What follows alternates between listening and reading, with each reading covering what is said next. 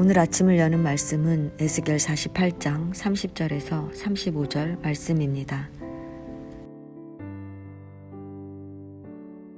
그 성읍의 출입구는 이러하니라.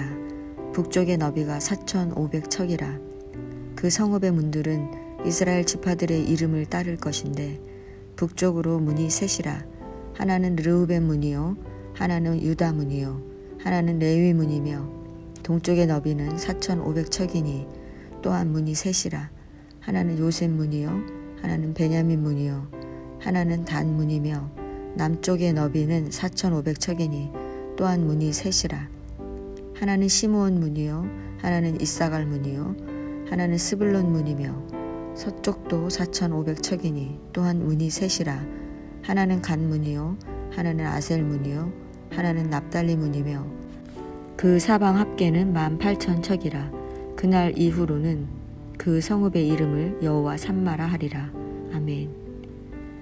에스겔 48장은 하나님께서 성전의 회복과 땅의 분배에 대해 상세히 말씀하십니다. 먼저 하나님은 이스라엘 조상들에게 약속하신 대로 각 지파별로 땅을 분배하십니다. 1절에서 7절은 단, 아셀, 납달리, 므낫세, 에브라임, 르우벤, 유다 지파, 23절에서 29절은 베냐민, 시므온, 이사갈, 스불론, 갓 지파가 분배받은 몫의 경계를 소개하고 있습니다. 각 지파별 땅 분배를 살펴보면 하나님은 모든 지파에게 기업을 균등하게 차별 없이 분배해 주셨음을 알 수 있습니다. 물론 하나님과의 언약에서 중요한 위치를 차지하는 유다와 베냐민은 거룩하게 구별된 땅인 성소 가까이에 분배되었습니다. 그러나 이는 땅의 위치면에서 하나님의 공의가 드러나도록 분배하신 것이기 때문에 불공평한 것이 아니라 하나님 차원에서의 공평이라 할 수 있습니다. 이렇게 하나님은 공평하게 각 지파의 몫을 배분해 주신 것입니다. 8절에서 14절은 하나님께 예물로 드려지는 땅에 대해 말씀하십니다. 하나님은 이스라엘 영토 가운데 일부를 구별해 하나님께 예물로 드려야 한다고 말씀하십니다.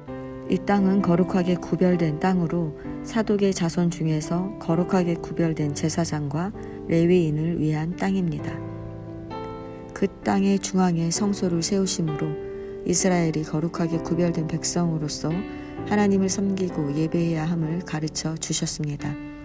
그 땅은 거래될 수 없었고 그 땅에서 처음 익은 열매를 남에게 주어서도 안 되었습니다.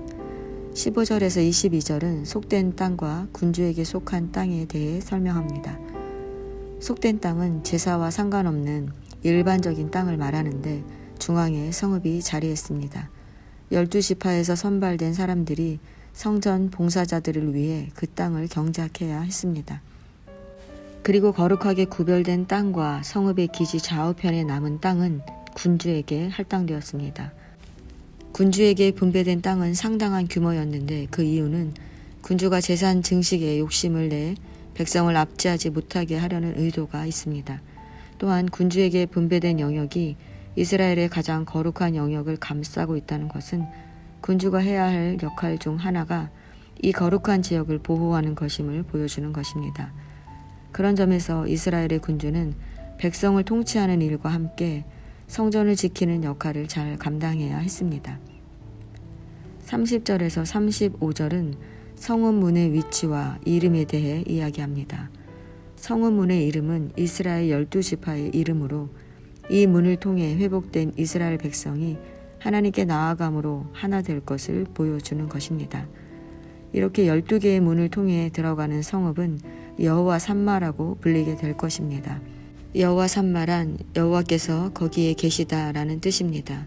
이전에 이스라엘의 죄악으로 인해 하나님께서는 성전을 떠나셨고 그로 말미암아 이스라엘은 멸망하고 성전은 파괴되었습니다.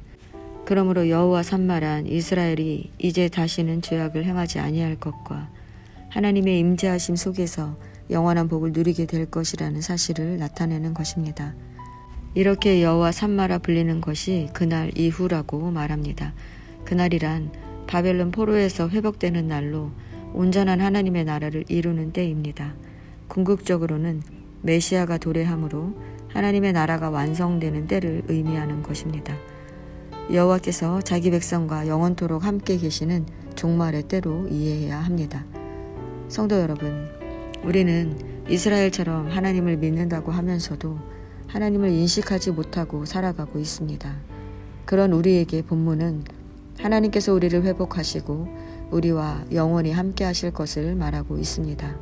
성도 여러분, 우리는 여호와 삼마, 하나님께서 우리를 떠나지 않으시고 우리 가운데 영원히 계시겠다는 약속을 기억하며 살아야 합니다. 우리가 아무리 힘들어도 어떤 죄를 지었어도 하나님은 언제나 그 자리에 계십니다. 변하는 것은 항상 우리입니다. 우리가 늘 우리 곁에 계신 하나님을 기억할 수만 있다면 우리는 거룩한 주의 백성으로 살아갈 수 있습니다. 그러기 위해서 우리가 할 수 있는 최선은 하나님을 우리 중심에 모시는 것입니다. 말씀으로 하루를 시작하시는 성도 여러분, 내 마음의 중심에 무엇이 있습니까? 내 욕심이 부추기는 것에 마음을 두지 말고 하나님이 정하신 기준을 따라 살아가시기 바랍니다. 그러면 나와 함께 하시는 하나님을 경험하게 될 것입니다.